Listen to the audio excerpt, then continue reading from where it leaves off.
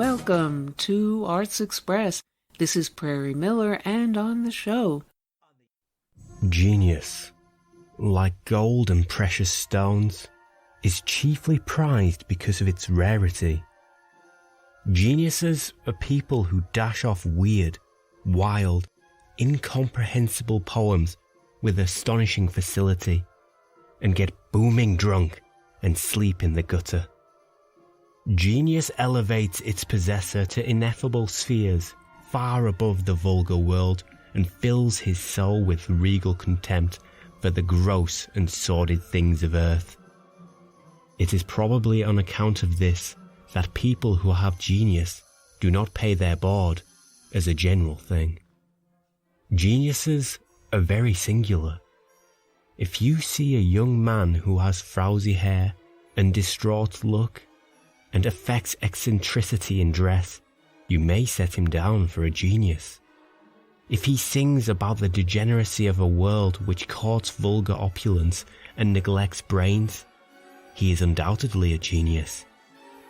If he is too proud to accept assistance and spurns it with a lordly air at the very same time that he knows he can't make a living to save his life, he is most certainly a genius. If he hangs on and sticks to poetry, notwithstanding sawing wood comes handier to him, he is a true genius.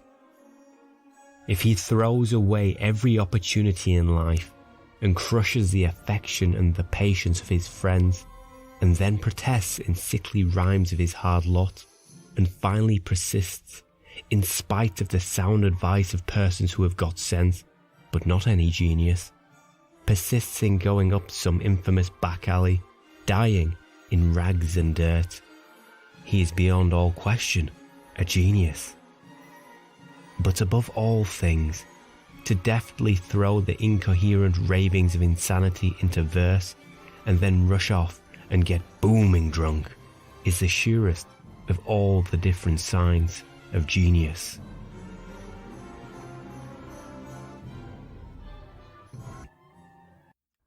And that was a reading of the poem Genius, penned by Mark Twain and performed by Jordan Harling. And we'll be hearing more from Mark Twain in the Arts Express Playhouse in his Buried but Unearthed Here, Contemplation of Endless U.S. Wars. So stay tuned. But first, Tony Danza talks about Taxi Tupac Shakur, collaborating with MC Hammer musically on Too Legit to Quit, and what's new and different about his latest Standards and Stories summer one-man musical performances and storytelling stage tour, Danza's unique fusion of personal stories and songs. The former boxer and small-screen star of the Taxi sitcom classic, along with Danny DeVito and the late Andy Kaufman, also discusses what personal reinvention is all about for him through the decades, and as the real deal, playing working-class characters as the son of a Brooklyn sanitation worker, along with his special friendship with late rapper legend Tupac Shakur across prison bars and up until Tupac's tragic death, and Danza's own venture into rap himself, sampling a little personal serenade for us during this conversation. First, some Standards and Stories on stage, then Tony Danza. If they could see me now, that little gang of mine, I'm eating fancy chow and drinking fancy wine. I'd like the stumble bums to see for a fact the kind of first-rate, top-shelf chums I attract. All I can say is, wow, hey, look at where I am. Tonight I landed, pow, right in a bowl of jam. What a setup, holy cow, they'd never believe it if my friends could see me now. If they could see me now, my little dusty group, traipsing round this $1 million chicken coop, I'd hear those thrift shop cats say, brother, get him draped on a bedspread made of 3 kinds of skin. All I can say is, wow. As long as I'm singing. There's a bell up in my brain that's ringing, making a crazy ding-dong. And if this band don't desert me, then there's nothing in this world can hurt me. You know, being in New York City, single, at this stage of my life, well, you know, as you could probably imagine, it's nice. Nice, yeah. Actually, it's probably a little better than you can imagine, tell you the truth. I think about it. And just so you know what stage of life I'm in, I am in possession right now of my reduced fare senior citizen Metro card. What chemical forces flow from lover to lover? How little we understand what touches off that tingle. It was a very good year for small town girls and soft summer nights. It was so cold that New Yorkers were making eye contact. Walking down the street going, yeah, I know. I love New York. I love it.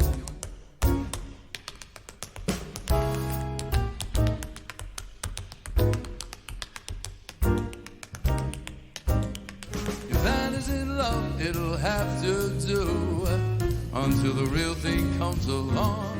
Love is lovelier the second time around, just as wonderful with both feet on the ground. My mother was an original Bobby Soxer, and her love and adoration for the man Frank Sinatra and his music were all consuming. And when I was a kid, I'd be helping her clean the house on Saturday mornings before she'd let me go out and play in the street. And while we cleaned, she played Frank Sinatra music, her records. And every once in a while, she would stop me. Stop, listen. Listen how he sings this. And I would listen, but I would watch her. And the way she reacted was wild. And to see your mother, when you're a kid, you see your mother react like that to anything, it blows your mind, you know. After I was on TV for a while, I started feeling full of myself, you know, acting like that. She would bring me back to earth with a very simple, hey, big shot. When you introduce me to Sinatra, then you're a star. Maybe I'm weak and maybe I'm strong, but nevertheless, I'm in love with you. Maybe I'll win, maybe I'll lose. Maybe I'm in for singing the blues, but nevertheless, I'm in love with you. I don't like to drop names, you know. Don't drop names. My friend Bobby De Niro told me that.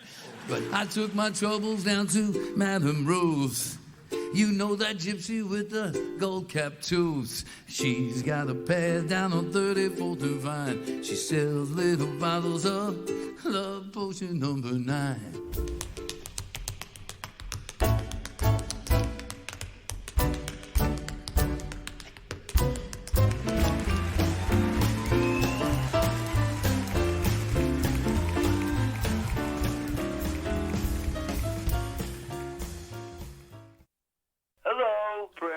Hello, Tony Danza. How are you?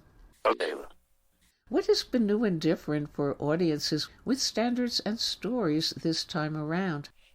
Well, you know, I always think the show's a surprise itself because I just don't think people are expecting to see what we actually do. So I think, you know, one time when I mean, this is the truth. When I first started it, and like in '95, I was working with Walter Painter, the great production guy. And he says to me, you know, we need a surprise in this show. We need a surprise. And then I worked for a while with him, and he came back to me and says, you know what the surprise is you. You're the surprise. So I like to think that's what it is. We got a bunch of new stuff that we're doing, and I'm really excited about some of it. And one song that I just really like is Do It the Hard Way by Chet Baker. You know, so I've been learning how to scat. So I may unveil that. How did the idea for these performances come to you that's been described as, quote, tap dancing, playing the ukulele, and performing music while interweaving stories from your life and a personal connection to music.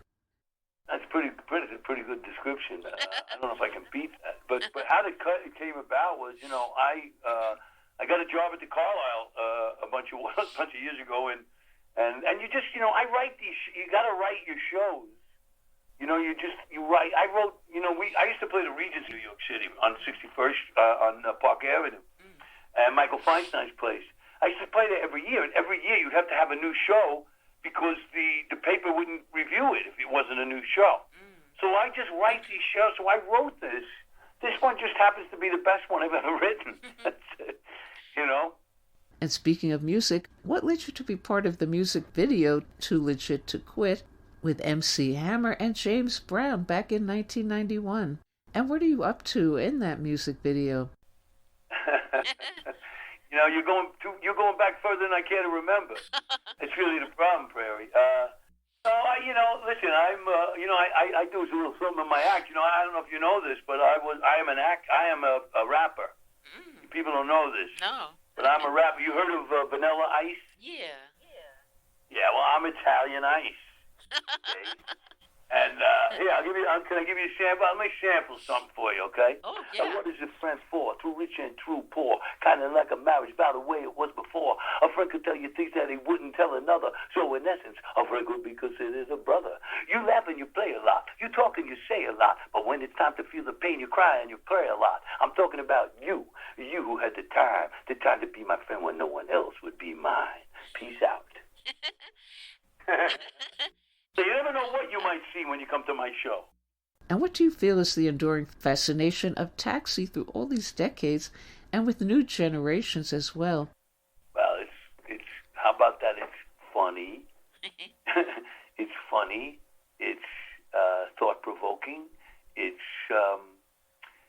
so emblematic of another time of TV when we actually tried to do plays on TV, little tiny plays, little 22-minute and 40-second plays, instead of all the reality baloney that we watch now. I mean, there was a time that, people sat down and really, and that's what I think people miss that, number one.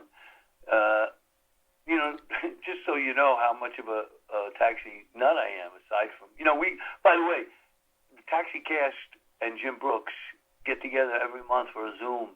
Through the whole pandemic, we've done it. We do it every month. We spend like 2.5 hours on the phone, drinking and eating and laughing and talking what's happening, and it's so great. So we're still together, which is an amazing thing. But a couple of years ago, there was a telethon, a Taxi telethon here in New York. I don't know. It's on some channel. I can't even remember where it was, but I watched 19 episodes. I couldn't stop. I love it. I love it. It's just and for me, it is the moment that my life changed. Now, you wrote to the late Tupac Shakur when he was in prison, and the two of you became friends. What can you say about what led you to that friendship? And anything you'd like to share about Tupac, who still seems so much alive in the popular imagination, and your friendship with him? Well, I'm really worried. My big concern is the kids of our country. I think that it's so much harder to be a kid nowadays than it was when I was a kid, and that's what was the basis of writing to Tupac. He was in jail. He had 5 bullet holes in him. He had thug life written across his stomach. And I was saying, I wrote him that considering his situation, maybe there's another way to go about his life that would not only keep him from being in this situation, but also have a positive influence on so many of the kids who look up to him. And he thought that was a good idea and wrote back to me, and we started conversing about that and corresponding about that. And that really would, people make a bigger thing out of it because when he made his movie Resurrection, he went on and on about, getting notes from me and, so that's all it was. It was just an attempt to reach out to somebody who I thought would have a lot of influence on the kids, and maybe the way he was doing it was not positive. And I often say as a film critic, why are millionaire actors or middle-class actors always playing working-class people, yet you're one of those actors who is the real thing, that you're from working-class roots and the son of a blue-collar worker, a sanitation worker. What do you think those genuine roots bring to characters and to your characters? Yeah, my father's a garbage man, yeah. Yeah. The city, yeah. Well, I mean, first of all, the one thing that immediately comes to mind is a work ethic. You know, my mother and father, they just worked. And so I try to work. I mean, I don't think you can, you know, you can't keep it going, you know, for any amount of time unless you work. And so that's number one. Number two is I get it. You know what else happened to me that really is different, Prairie? Yeah. So I got lucky, and just to be crass, I made a lot of money. You know, who's the boss? And I was doing really, really well. And you know, you start to, you know, you live a different way than everybody else because you know you're making that kind of bread. And then I had some not bad luck, but things didn't go my way, and so I struggled. You know, the first 15 years of my career, I didn't have a care in the world. The next 15, I struggled. And I struggled to keep it going, and I struggle. And I say to myself, if I'm struggling, what must it be like, you know, for the regular guy? Yeah.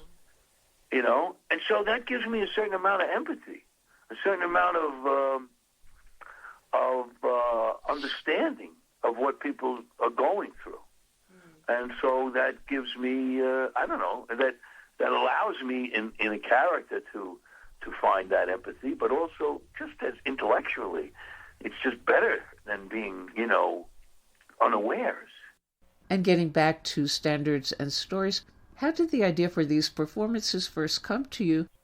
Oh, well, I've been chasing this song and dance cabaret thing since 1995.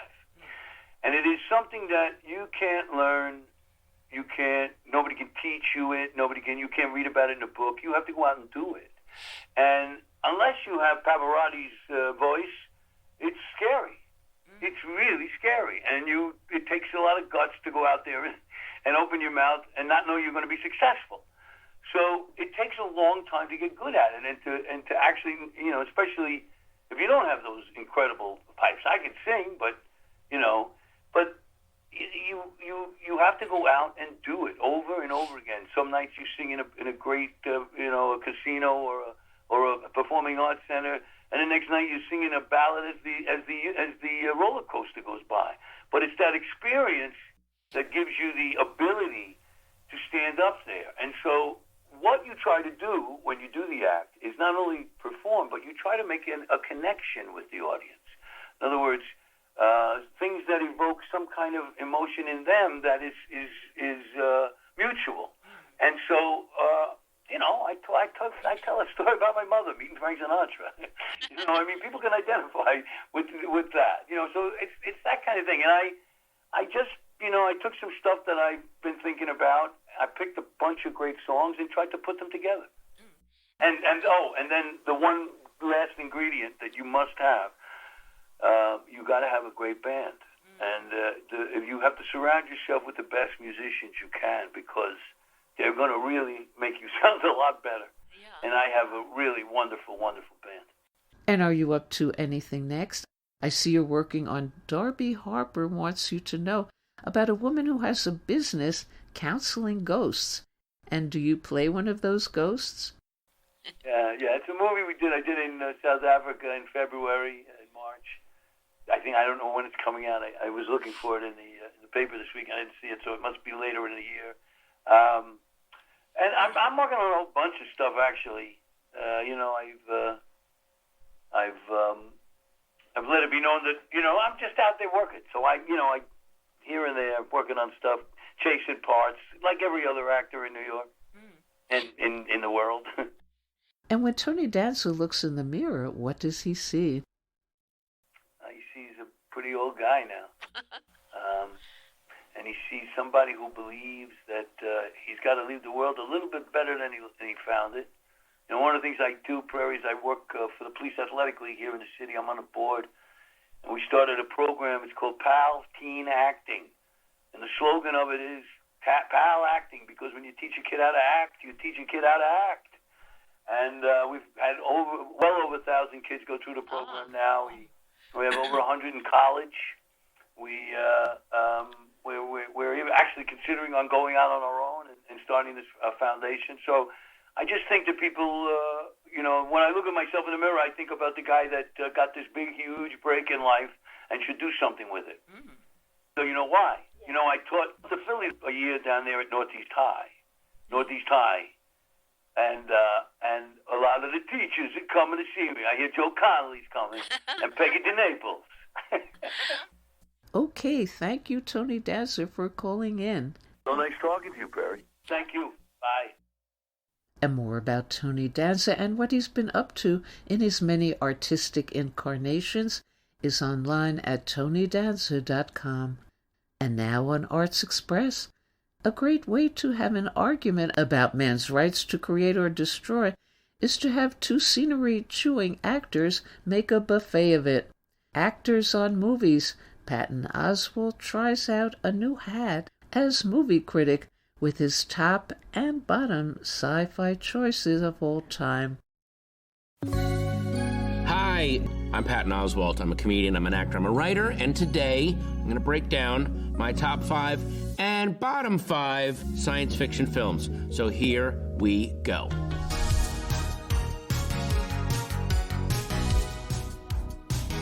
Look, before we go do the bottom 5, I don't enjoy trashing movies anymore, only because I've made enough movies to know that even the worst movie on the planet, someone broke their back trying to make it, someone loved it, someone wanted it to be good, and sometimes they don't come out good.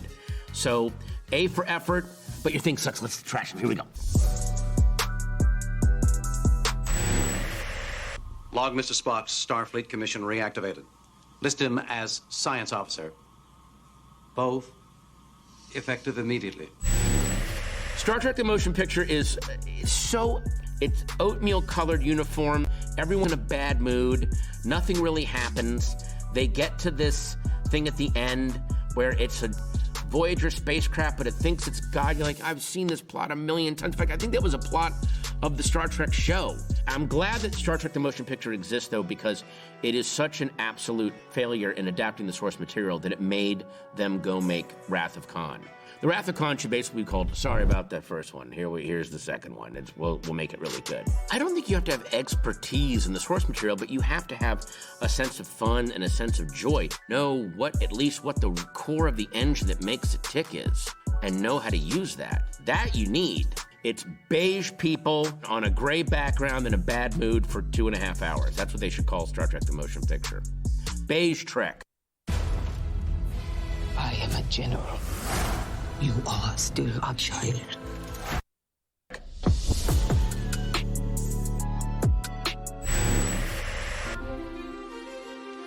Oh, God.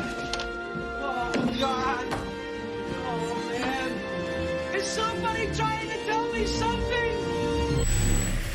Phenomenon is so annoying because they deal with some genuinely intriguing concepts, which is what would superpowers, superintelligence look like in someone who did not have them before. It's this weird kind of flowers for Algernon, but without the medical treatment that makes him smarter. But then it feels like the movie gives up in the third act and says, oh, all the powers that he has, it was a brain tumor, don't worry about it.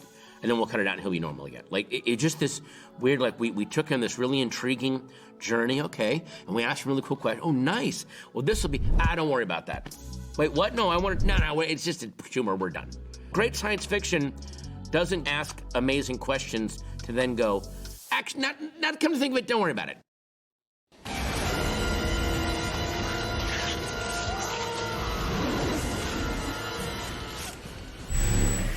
Deep Blue Sea, I don't totally hate Deep Blue Sea because it has a moment that I still won't spoil if you haven't seen Deep Blue Sea, that when I saw it, the packed theater gave the scene a standing ovation. And I think you know the scene I'm talking about. However, It's another one of those things with Independence Day where they're asking you for a buy that is so ridiculous if you think about it for more than a second, which is Saffron Burrows' character wants to cure Alzheimer's. Good. Noble effort. So she has found a technique. It doesn't cure Alzheimer's, it slows Alzheimer's. The side effect is, in order to get this slowing treatment, sharks become super intelligent. So to stop Grandma babbling about people that aren't there anymore, our oceans are filled with genius-level killing machines. That does not seem like a good trade-off. And no one in the movie is like, wait, no, you can't. Yes, obviously we want to cure Alzheimer's, but that's insane. What are you doing? They'd be like going, I have invented a scratch-free linoleum, and in the process of doing so, cancer is now airborne and contagious. But the linoleum will never scratch. It's worth the trade-off. No, it's not worth the trade-off. It's just the weirdest thing to have in the middle of a movie with some really lame special effects, some truly great surprising scenes, and a great last line of dialogue from LL Cool J. So I'm very, very torn by it.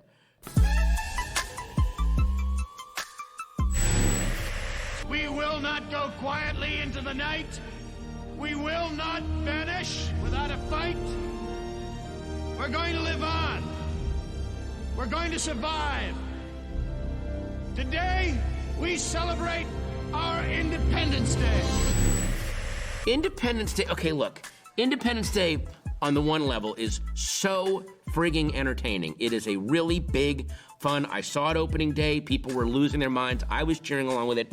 It's just an example of a movie that they ask so many buys of you. There's so many, I understand that the aliens seem to be there to just destroy this planet and take the resources, although after you destroy the planet, how do you get the resources? I don't really understand that part.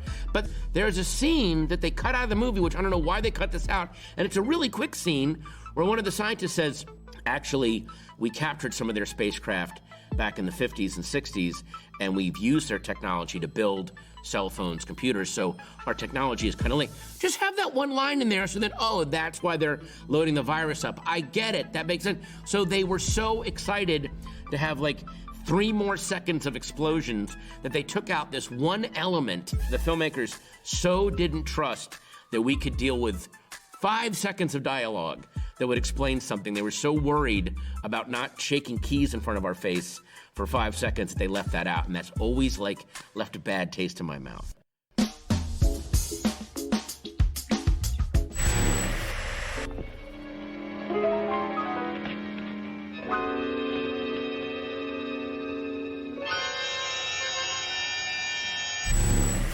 On the beach, look, I know it's Stanley Kramer adapting a Neville Shute novel, and I know it's very important, but it's one of those movies that, unfortunately, there's nothing worse in a movie where it knows how important it is, so the whole underlying attitude is you're welcome. The characters are all, basically, they know that they're doomed.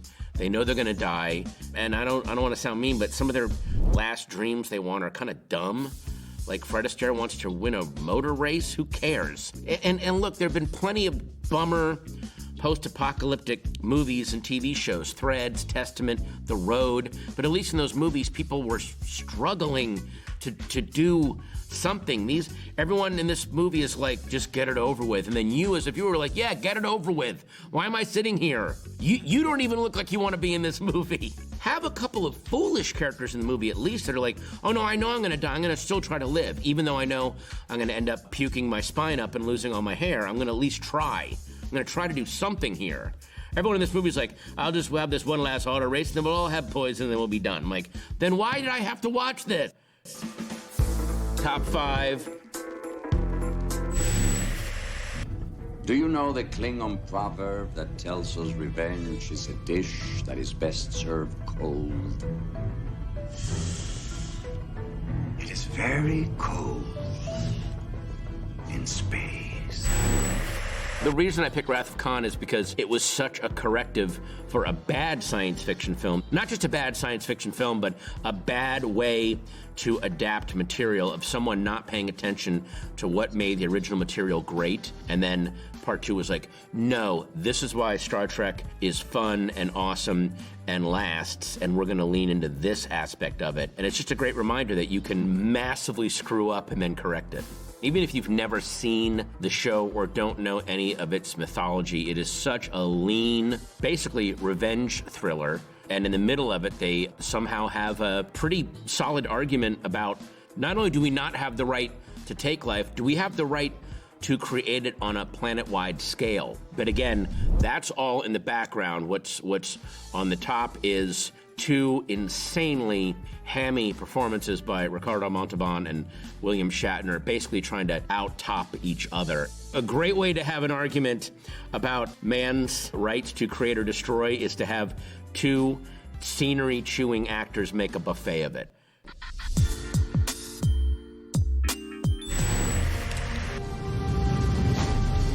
Hasta la vista, baby.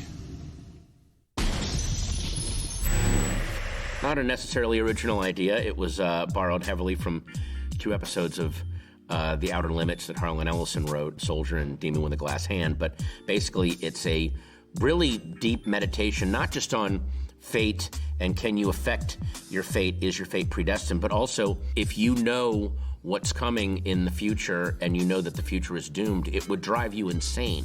How far are you willing to play along with acting sane so that you can then function in the real world and maybe try to stop the future? But everything I just said pales in comparison to these genuinely amazing special effects that by today's standards, the amount of care and craftsmanship. What was so brilliant about Terminator 2 is Terminator was a huge hit. And it's an unkillable robot who is here to kill someone and switch the future. So they subvert their own genre that they kind of created, in which now the Terminator that we're used to has been sent back and is unable to kill. He's there to protect. We don't know that. That always drove me crazy. When they cut the trailers together, they made it very clear that Arnold's there to protect the kid. But if you watch the movie, it's structured that you don't know who the good or bad guy is until the last second when they're in that hallway and Arnold protects the kid. Get down. And Schwarzenegger's character is this, what could be worse than a human being that's a Sherman tank that just can't be stopped? I know what's worse, a human robot that's a Porsche, basically, that's sleek and fast, that can outrun the tank. So there's a whole other level of terror to this.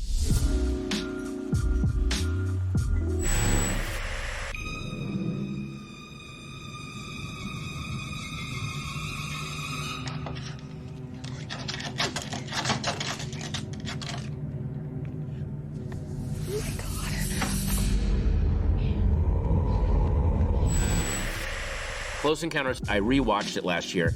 That movie has aged so well. There's a huge unspoken revelation coming that no one can really put their finger on. These aliens are trying to make contact with Earth, and the government is trying to suppress this information and keep it away from the normal people that have been contacted, basically. The Richard Dreyfuss character, his performance is incredible. He basically becomes a true believer, but it shows you the cost of believing in and knowing for a fact that something way bigger than our current reality exists. It makes it really hard for him. He's a family man. He loves his wife. He loves his kids. But it's hard to take your kids' Little League game seriously when there are massive forces that you know exist that are trying to contact you. You see him withdraw from the world because of what he now knows. And it's so weird how that seems to be happening in both evil and good ways to a lot of people we're living with now. Close Encounters is about the disintegration of a family. Despite all of the big special effects and the wonderful chandelier spaceship and all the lights and all the sounds, there's a tragedy at the center of it. A family is destroyed and the father leaves the planet. It's really difficult as a dad watching that movie now, but seeing how brilliantly it's done, how brilliantly they nail it. The special effects in something like Close Encounters, I think, are more effective now because they have a more genuine sense of wonder, because it's not just a shoulder shrug and, oh, they did it on a computer. They had to figure out how to build these models and integrate them with the film you're watching and make it seem like that's happening. Your sense of wonder matches the character's sense of wonder when they see these things. It truly is something miraculous that they managed to pull off.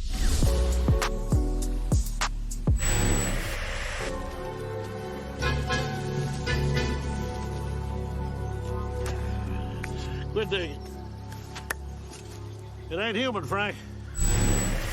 What I love about Fire in the Sky is it in itself is not a great science fiction film overall, but it has a sequence that is so good and so frightening, and it's the closest I've ever seen on film to what it would be like to encounter an alien culture and alien technology where, I mean, I would guess to a Neanderthal, a cigarette lighter or a typewriter would be terrifying. Like, to just look at those things moving, it's so beyond what your brain knows. So there's a scene where a character is taken aboard an alien spacecraft and they do experiments on him. What is so eerie is how unhurried the aliens are when they're doing what they're doing to the character, and they're also clearly following a set procedure. They're not torturing him, they're just they would do experiments like you would tag a bear in the woods, but a bear getting hit with a dart and having a tag would be terrifying. And so it's a human, you are now a bear in the woods being tagged, and it shows you what that would feel like. But what makes it so brilliant is he only remembers this tiny sliver of the experience,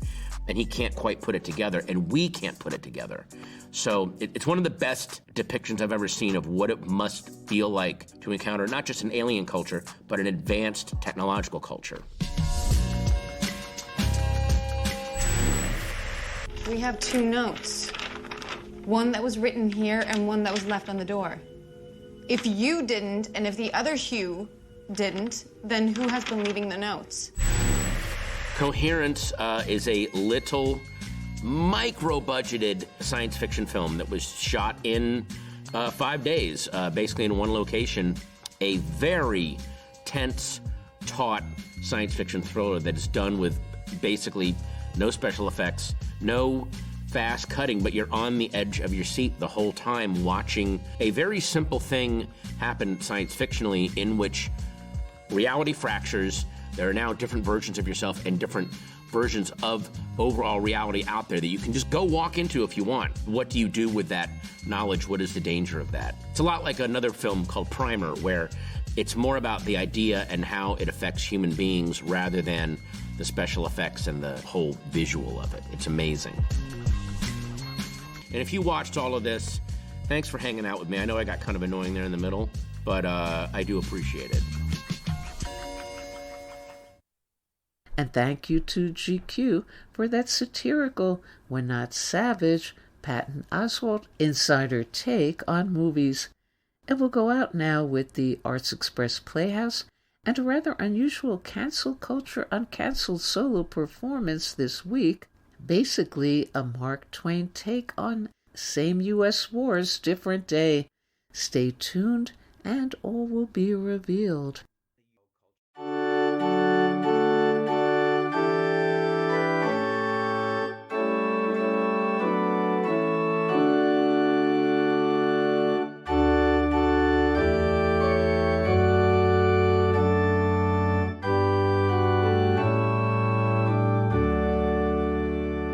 Hi, this is Jack Shalom, and in our continuing Uncanceling Censored Stories feature, here's a story by Mark Twain that was never published until after his death. The War Prayer was written in 1905 in response to both the Spanish-American War and Philippine-American Wars, but even Mark Twain didn't have the courage to publish it in his own lifetime. It was left unpublished at his death in April 1910. Twain said about it, "I have told the whole truth in that, and only dead men can tell the truth in this world. It can be published after I'm dead." Here now, the War Prayer. It was a time of great and exulting excitement. The country was up in arms, the war was on. In every breast burned the holy fire of patriotism. The drums were beating, the bands playing, the toy pistols popping, the bunched firecrackers hissing and spluttering. And on every hand and far down the receding and fading spread of roofs and balconies, a fluttering wilderness of flags flashed in the sun. And daily the young volunteers marched down the wide avenue, gay and fine in their new uniforms, Oh, the proud fathers and mothers and sisters and sweethearts, cheering them with voices choked with happy emotion as they swung by. Nightly the packed mass meetings listened, panting to patriot oratory which stirred the deepest deeps of their hearts, and which they interrupted at briefest intervals with cyclones of applause, the tears running down their cheeks the while. In the churches the pastors preached devotion to flag and country, and invoked the God of battles, beseeching his aid in our good cause in outpourings of fervid eloquence which moved every listener. It was indeed a glad and gracious time, and the half-dozen rash spirits that ventured to disapprove of the war and cast a doubt upon its righteousness straightway got such a stern and angry warning that for their personal safety's sake they quickly shrank out of sight and offended no more in that way. A Sunday morning came. Next day, the battalions would leave for the front. The church was filled. The volunteers were there with their young faces alight with martial dreams. Visions of the stern advance, the gathering momentum, the rushing charge, the flashing sabers, the flight of the foe, the tumult, the enveloping smoke, the fierce pursuit, the surrender. Then, home from the war, bronzed heroes welcomed, adored, submerged in golden seas of glory. With the volunteers sat their dear ones, proud, happy, envied by the neighbors and friends who had no sons and brothers to send forth to the field of honor, there to win for the flag, or, failing, die the noblest of noble deaths. The service proceeded. A war chapter from the Old Testament was read. The first prayer was said. It was followed by an organ burst that shook the building, and with one impulse the house rose with glowing eyes and beating hearts and poured out that tremendous invocation. God, the all-terrible, thou who ordainest thunder thy clarion and lightning thy sword. Then came the long prayer. None could remember the like of it for passionate pleading and moving and beautiful language. The burden of its supplication was that an ever-merciful and benignant Father of us all would watch over our noble young soldiers and aid, comfort, and encourage them in their patriotic work. Bless them, shield them in the day of battle and the hour of peril, bear them in his mighty hand, make them strong and confident, invisible and invincible in the bloody onset. Help them to crush the foe, grant to them and to their flag and country imperishable honor and glory. An aged stranger entered and moved with slow and noiseless step up the main aisle, his eyes fixed upon the minister, his long body clothed in a robe that reached to his feet, his head bare, his white hair descending in a frothy cataract to his shoulders, his seamy face unnaturally pale, pale even to ghastliness. With all eyes following him and wondering, he made his silent way. Without pausing, he ascended to the preacher's side and stood there, waiting. With shut lids, the preacher, unconscious of his presence, continued with his moving prayer and at last finished it with the words, uttered in fervent appeal, Bless our arms, grant us this victory, O Lord our God, Father and protector of our land and flag. Now the stranger touched his arm and motioned him to step aside, which the startled minister did, and took his place. During some moments, he surveyed the spellbound audience with solemn eyes in which burned an uncanny light. Then, in a deep voice, he said, "I come from the throne, bearing a message from Almighty God." And the words smote the house with a shock. If the stranger perceived it, he gave no attention. "He has heard the prayer of his servant your shepherd, and will grant it, if such shall be your desire, after I, his messenger, shall have explained to you its import, that is to say, its full import.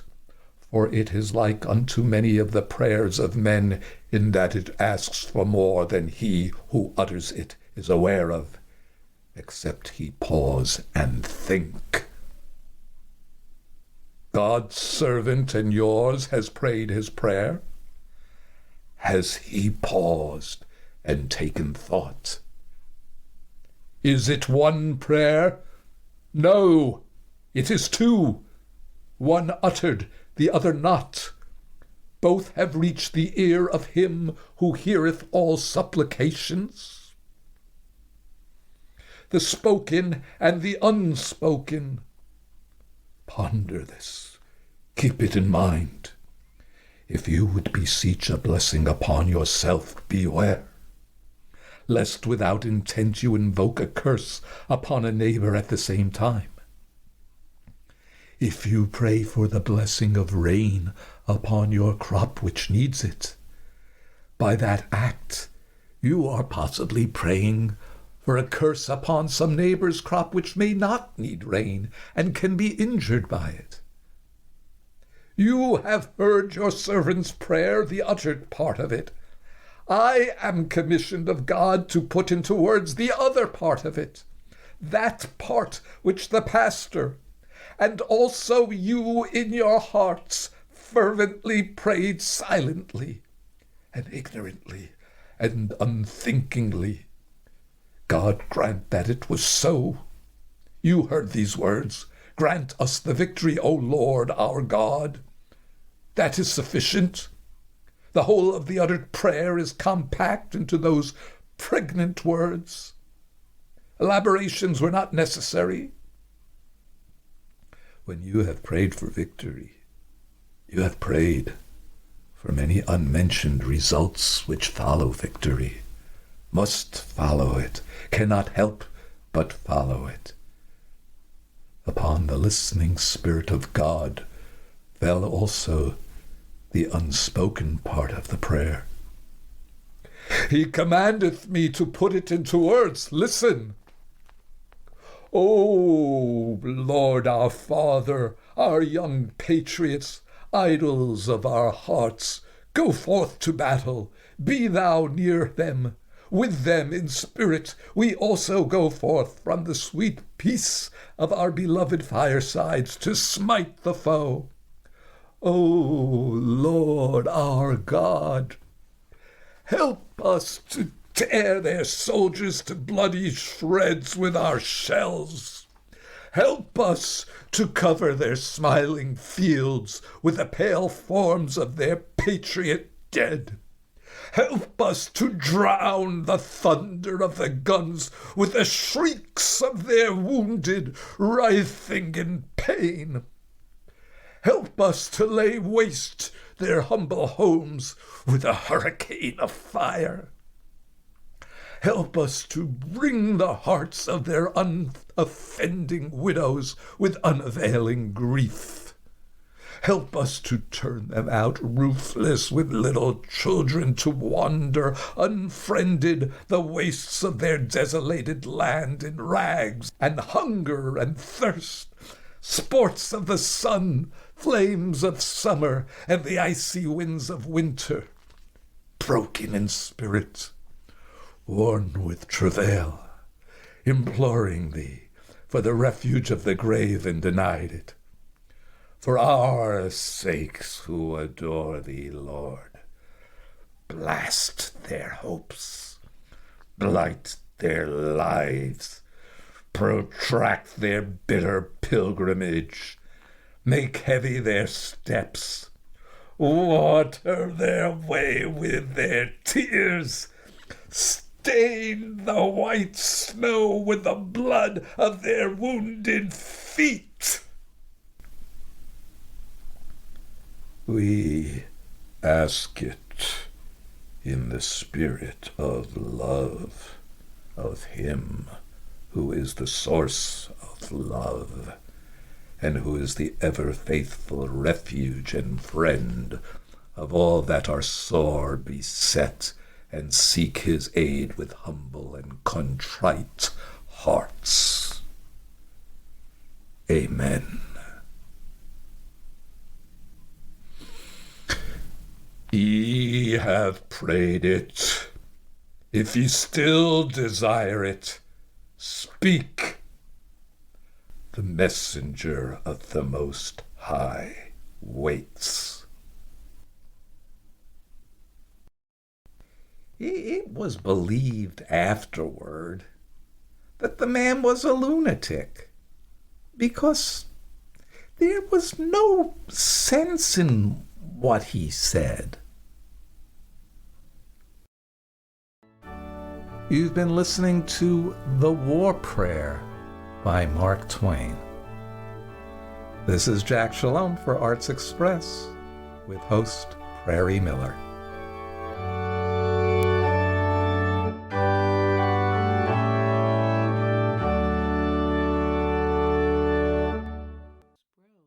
And that's all we have time for today on Arts Express, Expression in the Arts. And if you'd like to express yourself too, you can write to us at theradiogoddess@gmail.com. Until next time, this is Prairie Miller leaving the station.